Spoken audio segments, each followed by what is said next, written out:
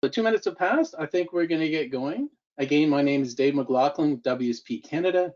I'm joined by my colleague today, Sean Smith, who will provide a few introductions in a few minutes. But a few notes before we get going. If you have questions, and I hope you do, please type them into the question box in the GoToWebinar control panel. And also, so there will be time for questions at the end of the presentation. Our presentation will also be available for download. So if you go to the handout section later on, you're more than welcome to download our presentation and follow up with us after if you haven't had a chance to have your question answered. So again, thank you everyone for joining us, and we'll get going. So next slide, Sean. So we're coming to you from Ontario, Canada. You see on the map here, we're a global company, WSP, and we really value the input from all our colleagues in all our offices and all our clients and all of you who are joining us today. We appreciate your time, and we'll try to provide some insightful and thoughtful comments as we go through this presentation. Next. So a little bit about us. I and Sean lead a team here in Canada that specializes in active transportation and complete streets planning and design, both functional and detailed design. So you see a broad range of the services we offer, everything from complete streets planning, bikeway design, transit station and mobility integration, public realm planning and design. And we do a lot of design guideline development for different governments and agencies. And this presentation is about one of those, Ontario Traffic Manual Book 18 Cycling. The photo you see on the left is a recent project our firm was involved in, which was the design of cycle tracks on Bloor Street in downtown Toronto. Next. So the Ontario Traffic Manual series is a series of guideline books published by the Ministry of Transportation of Ontario. This particular book is an update to the 2013 guide, which our firm and I and a number of our team were involved in the original creation. This is, we're now presenting the results of the 2021 guide and the update. And I'm gonna highlight some of the things that have changed over time and how bikeway design has evolved in Ontario. Next. So a little bit of ourselves. I'm Dave McLaughlin on the left, and Sean Smith is with me today. Sean, you wanna introduce yourself? Yes, hi, thanks, Dave. Hi, everyone. I'm a senior project manager and engineer in active transportation and complete streets group with Dave. And like Dave, I had a key role in the development of Book 18. And I'm based in Ottawa. Right. So on the left, you see a whole army of team members who participated, including a number of awesome sub-consultants who worked with us, Alta Planning and Design, True North Safety and Accessibility Simplified, our accessibility consultant. So it was a great team of really dedicated people that contributed to this new design guideline. Next. We also had an awesome team on our technical advisory committee, but these were not just advisors, they were actually directly involved in sharing content, collaborating throughout the study, actually providing content for some of the sections. A number of these municipalities also funded the guide in partnership with the Ministry of Transportation of Ontario. And the entire guide was facilitated by an organization called the Ontario Traffic Council that facilitates the development of guidelines and training for municipal and provincial staff in the province of Ontario. Next. So when we started this study, we initiated an exercise to look at, what's changed, and we identified 12 design topics that we wanted to focus some energy on and put actually a research piece together that was really a look at best practices around the world and in North America on a number of these categories, especially protected intersections, cycle tracks at bus stops, advisory bike lanes, and looking at thresholds for facility selection in terms of what kind of separation and when should it be triggered, and what kind of process should be developed to provide guidance to municipal staff and provincial staff across this province, and for those who use this guide across the country. Next. So the new OTM Book 18 includes 10 sections, talks about general information, identifies and talks about design users, identifies different types of bicycle facility types, introduces a revised facility selection process to enable practitioners to assist them in making decisions about appropriate facility types given the context. Spends a lot more time and energy than the last guide on intersection and crossing design and separated infrastructure, as well as on implementation and maintenance of infrastructure. Next.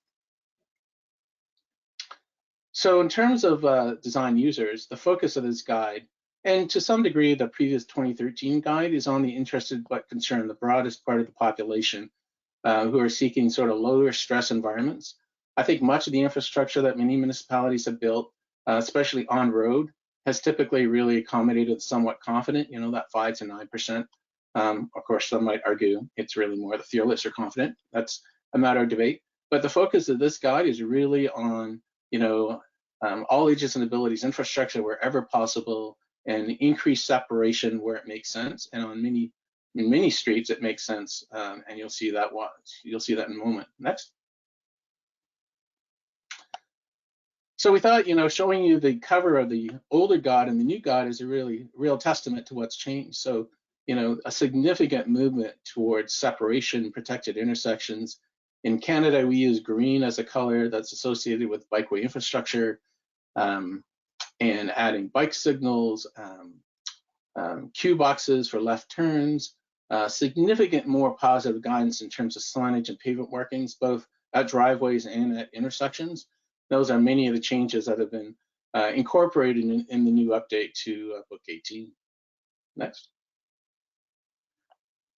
Another big component of this new guide is that we've really tried our best to integrate a Vision Zero lens and complete streets considerations, applying sort of a holistic approach to planning and design that takes into account, you know, underground utilities, surface utilities, the number of travel lanes, the type of travel lanes, volume, streetscape, urban design, the placement of you know, driveways, all as part of a solution, so that cycling and pedestrian accommodation is integrated into planning and design, is not what sometimes happens, sort of an afterthought that tries to get squeezed in after the case.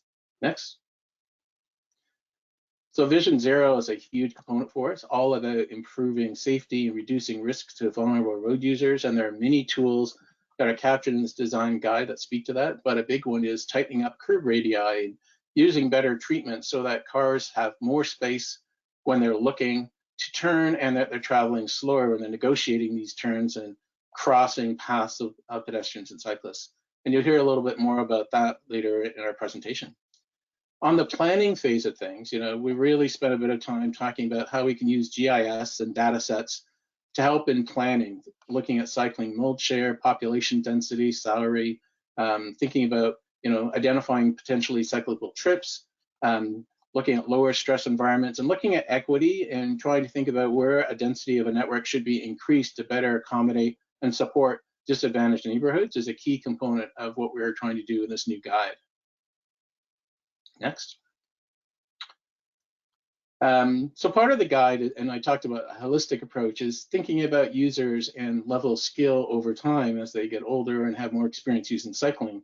So for example, you know, using recreational and off-road trail systems, moving into cycling on road and your local residential streets, connecting to a commuter or spline cycling network, which usually will have much more designated or specific or separated infrastructure, integrating that with rail, transit, pedestrian networks and natural features, and altogether sort of applying a multimodal approach that supports active transportation, but also integrates it with all modes. Next. So in the next few slides from our presentation, I'm going to pass over to my esteemed colleague, Sean Smith, who's going to take you through some of the design guideline highlights in OTM Book 18. And then we'll wrap up and have plenty of time for questions at the end. Over to you, Sean. Thanks, Dave. I'll start with facility selection. And these are the different cycling facility types covered in the new guide, divided into 3 categories. So the left column includes physically separated bikeways, including physically separated cycling lanes, cycle tracks, and multi-use paths. Then in the middle, we've got bicycle lanes, which include conventional, buffered, and contraflow. And then the right column are the shared cycling facilities, which include advisory bike lanes, a new facility type, giving cyclists priority on narrow streets, neighborhood bikeways, which give cyclists priority with traffic calming and diversion, mixed traffic operation, which are shared streets, and paved shoulders, which are mainly for rural applications. The facility selection nomograph has now been updated into two, one for urban and one for rural. So here we have the urban nomograph. Across the bottom, we've got the motor vehicle volumes, and along the side are the motor vehicle speeds. And the white area here indicates where shared space is acceptable. And we're recommending about up to 2,500 vehicles per day and 40 kilometers per hour as the thresholds. The light green is where a dedicated space is appropriate, up to about 6,000 vehicles per day and 50 kilometers per hour. And then the dark green is where physical separation is needed at the higher speeds and volumes. And a big change in the new manual is that conventional bike lanes are not recommended on multi-lane roads or more than one lane in per direction. The minimum would be buffered bike lanes. We've introduced a different nomograph for the rural context shown here. And we found that the implementation options and design user vary significantly compared to the urban suburban context. So here we have shared operating space in the white, generally acceptable to about 1,500 vehicles per day and 60 kilometers per hour. And then an increased buffer space for paved shoulders is recommended at the higher speeds and volumes greater than 5,000 vehicles per day and 60 kilometers per hour. And then considering a separated facility such as a multi-use path on the far side of the ditch for those higher volumes and speeds. So after the nomograph, an important next step is to confirm the appropriate facility selection type using engineering judgment. This involves taking an inventory of site-specific conditions and using tools like this table here to review key design inputs, such as frequency of intersections and crossings, pedestrian activity, vehicle mix, and so on. And then the final step is to document the decisions and the rationale. Book 18 also contains detailed guidance on separation techniques, such as curbs, planters, or bollards. As you can see from this table, the separation options vary in degree of protection, cost, aesthetic values, minimum width, and other factors. Advisory bike lanes, as I mentioned, is a new facility type used on roads that are too narrow to accommodate both two-way traffic and traditional bike lanes at the same time. With advisory bike lanes, there's no center line, and vehicles pass by entering the bike lane, but also yielding to cyclists. The application context is typically 30 to 50 kilometers per hour and up to 4,000 vehicles per day. So these may be often implemented in the same space as two shared or share lanes, but have the benefits of traffic calming effect and significant improvement in cycling comfort. So far, we only have a couple of examples in Ontario, like this one in Newmarket, but we're hoping to see more of these with the introduction of it in the new guide. Protected intersections are a relatively new design treatment in North America, and we developed a series of animations like this one in various conflict scenarios. In this example, you can see the perspective of a motorist looking through their car window, and when the cyclist would be in the motorist blind spot, represented by this orange triangle next to the car. And we found that the sweet spot is to have the cycling facility set back 4 to 6 meters from the curb line. And this setback prompts the right turning motorist to cross close to a 90-degree angle. And so there's better visibility of any cyclists through their driver's side window. So here's an example figure from the new Book 18 of a setback crossing for, in this case, a one-way facility. You can see there's a protected corner, and these are typically implemented for multi-use paths and cycle tracks, but it could be implemented for on-street bike lane, which would ramp up into the boulevard at the approach to the intersection and have this protected corner crossing. So key features are that setback of 4 to 6 meters, which I mentioned, and this improves visibility provides queue space for a motorist without blocking the travel lane as well. And there's also the corner refuge island with the minimum radius, which we're suggesting between 4 to 8 meters as the desired. In this case, we have a truck apron as well to accommodate larger vehicles, and a forward stop bar for cyclists that gives the cyclist a head start over motorists and provides more reaction time as well for right-turning motorists. There's also adjacent crossings, which are 0 to 2 meters from the curb line as a setback and typically require less space than a setback crossing. So we recommend maintaining any physical separation to the stop line, as in this figure on the left here, and providing a forward stop bar, such as the image on the right, to improve visibility. Geometric design of intersections and signal operations work hand in hand.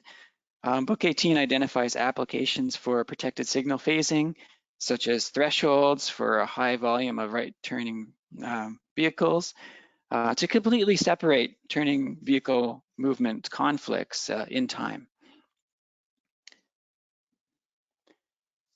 At uncontrolled crossings, people riding bikes should be faced with either a stop or a yield sign at the crossing. Here are some examples of design treatments that can improve the safety and comfort of uncontrolled crossings. On the left is a raised crossing, which is used to slow approaching motorists at the conflict point.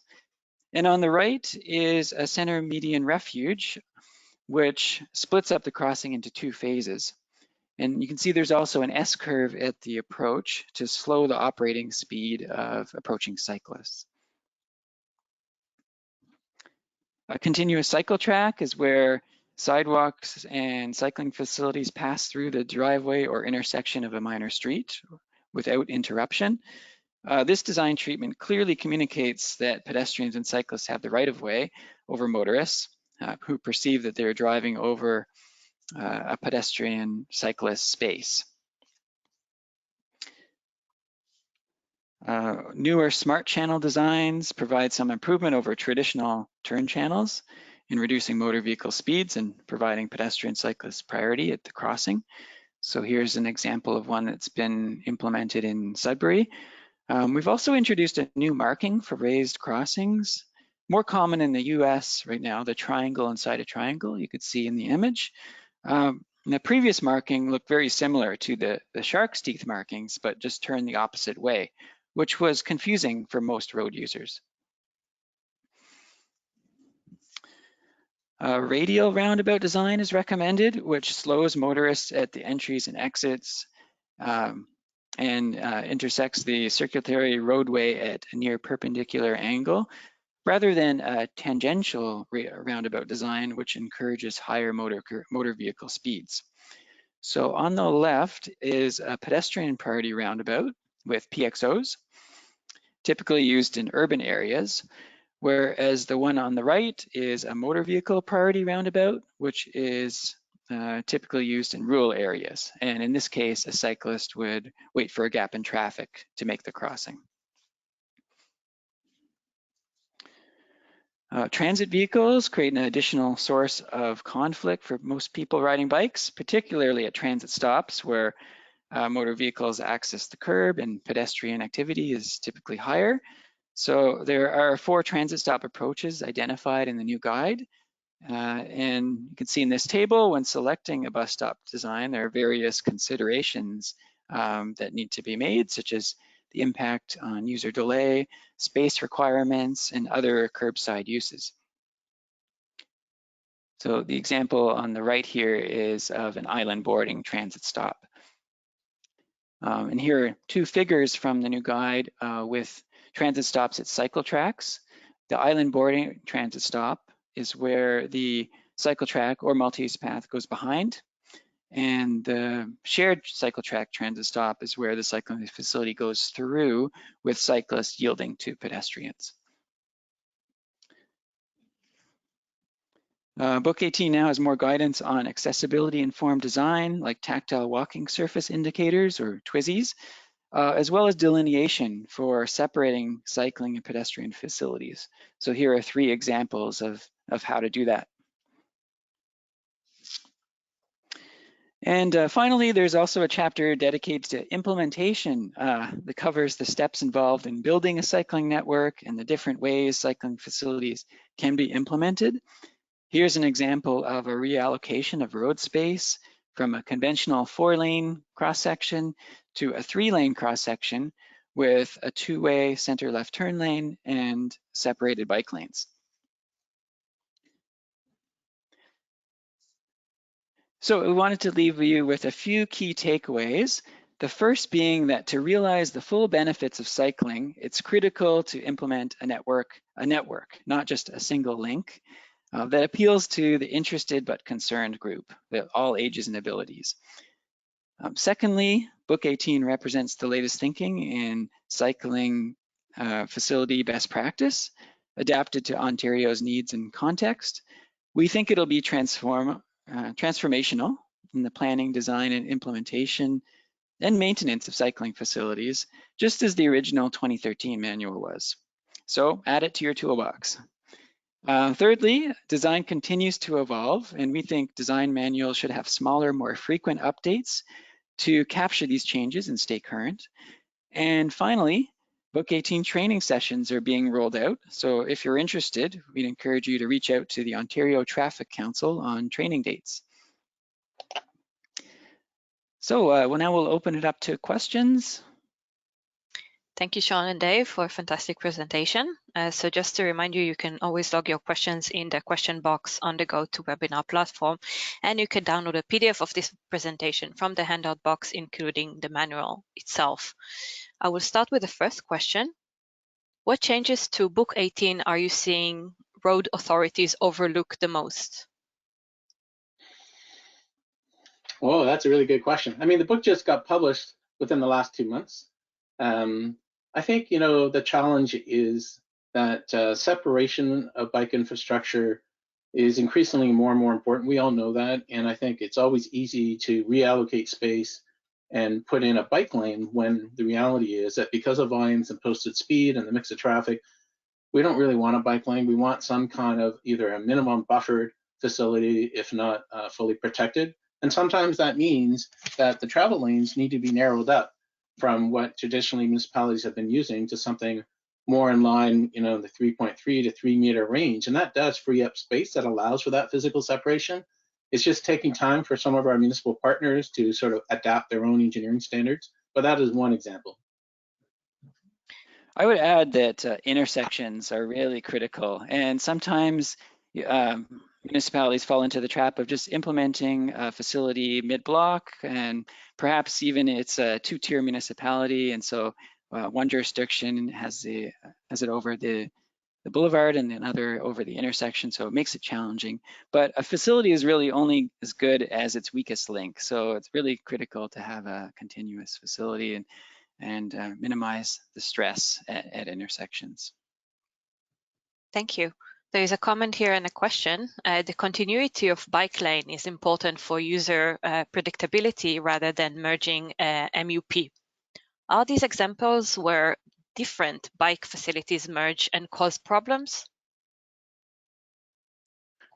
So that's a great question. Transitioning and changing facility type frequency along a corridor is not ideal for users. But the reality is the context changes along streets, and often the facility type needs to change as well. So it's really important that at intersections, the transition and the way we design it is clear to not just cyclists who are using the corridor and transitioning, for example, from an MUP in the boulevard to unidirectional bikeways on the road, whether it be cycle tracks or buffered bike lanes, but also motorists need to understand. So we're using green pavement markings and other markings to try to convey that information as a form of positive guidance.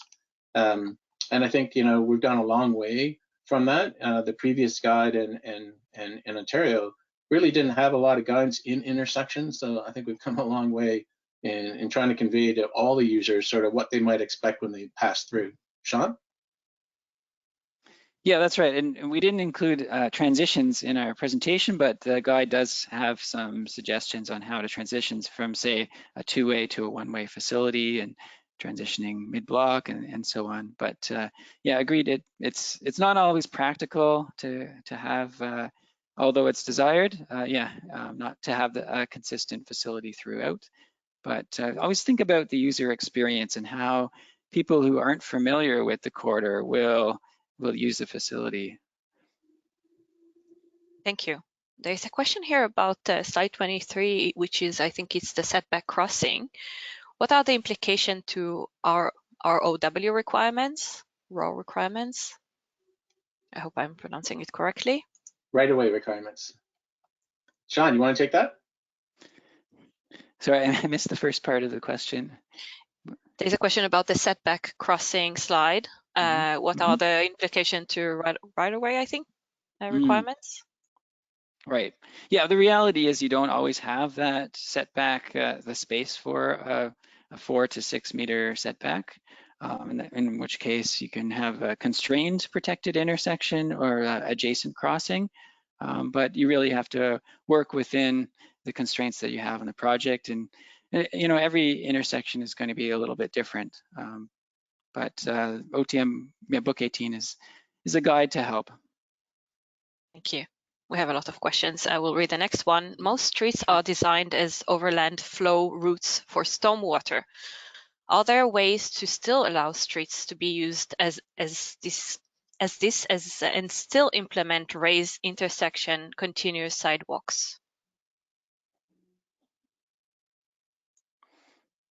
Yeah, drainage is an important factor, absolutely. And yeah, you have to think about that in the design phase. And there are ways to address the drainage as part of a raised crossing, and but we definitely have to consider it.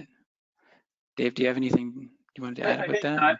Again, it depends on the context. You know, we typically have that whole boulevard, the sidewalk, and the bikeway on a 2% slope going towards the curb and the drainage system. But on occasion, and we have projects in Toronto where we've introduced trench drains as well to sort of deal with some overland flow, and you know, some goes in the trench drain and flows in the system, and the rest sort of on the roadway. So it depends on the context, but you know, remember when we talked earlier at the beginning of our presentation about complete streets and that figure that we talked about the holistic approach to thinking about, you know, drainage and utilities. It all comes together. So that was a really good question. I think, to be fair, in the past, some municipalities haven't taken into account all the various design and sort of operational aspects of a roadway when implementing bikeway facilities. And it's important to, you know, apply this holistic approach. And that's what we've tried to encourage in these design guidelines. Thank you. Can you provide any update about cycling facilities treatment in light rail stations for good integration? Sean, you want to take that? You got one in your backyard. Sure. Yeah, there's been a lot of investment in transit, which is great. New stations, and yeah, living in Ottawa, I think it's a great example of best practices on how to integrate active transportation to the stations. So all the stations have connections, cycling and walking, you know, high quality bike parking close to the station entrance, and other amenities. So make it easy and convenient to capture that bike and walk shed to the station and increase your return on investment. Thank you. There's a question here about the typical barriers with poor asphalt conditions and disrepair of manholes. How will these isolated bike lanes and surfaces be maintained without excessive costs for snow clearance, etc.? That's a great question. You know, the reality is when you build, you know, this type of improved infrastructure, there are, you know, life cycle and maintenance impacts that you have to take into account.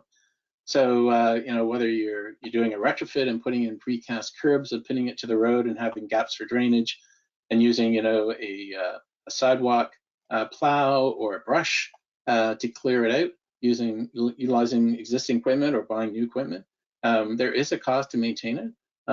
We are increasingly seeing here in Ontario more and more people cycling year round. So winter maintenance is a really big consideration, especially in terms of our cities. And there are maintenance impacts. But I think a lot of our municipalities are gaining experience now and have a better understanding on how to maintain their core cycling systems. And I expect we're going to see more and more of these networks maintained year-round. Yeah, and I would add just to engage the operations folks early in the planning and design process so you understand their requirements and can build it into the project from the start.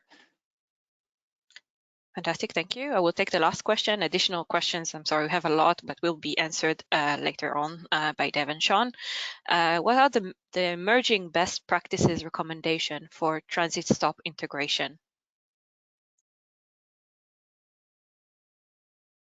So, we showed a few examples in the design guide. There's more details from what we showed in the presentation, but it's really important to have a better appreciation for both pedestrians and cyclists at these transit stops. So ramping up the bikeway on the approach, including signage that warns cyclists that when there's a transit vehicle and people are unloading, unloading, that they are to yield. And some municipalities actually bylaw that, requiring them legally to do that. Providing crossing markings for pedestrians to cross the bikeway to access the vehicle, making sure there's sufficient space when people are exiting the vehicle, that they don't step into the bikeway, but they step into a zone before they have to cross the bikeway. There's a lot of different design and treatments, and in Ontario, we've got we're doing a lot of retrofitting related to transit stops. It's a really big consideration on how we can best accommodate it, and then we also have to apply, as we should, accessibility design elements to this as well. So we're learning a lot. The City of Toronto and was one of the first here in Ontario that really started developing really good bikeway crossings at bus stops, and we're building upon that, learning lessons from that, and have updated the guide accordingly. And Vancouver and many other cities here in this country have really been moving forward and delivering really great designs that appear to be effective. There's still, some issues related to accessibility and, the importance for people who can't hear or see bikes coming. Does the cyclist know that? Should there be an indication, a signal system that can be deployed as an option for people crossing to reinforce the cyclists that they need to yield? Those are things that were discussed but aren't yet captured in this current guide, but I suspect will be in the next guide. Sean? I think you covered it, Dave. Okay. Mm-hmm. Fantastic. So we're at the end of our webinar session. Please feel free to follow up directly with Dave and Sean via the contact details shown on the screen. And I would like to thank all attendees for joining today. Thank you very much for your time. And thank you, Dave and Sean, for a fantastic presentation. Thank you. And thank you everyone Thanks. for joining us. We appreciate it. Thank you.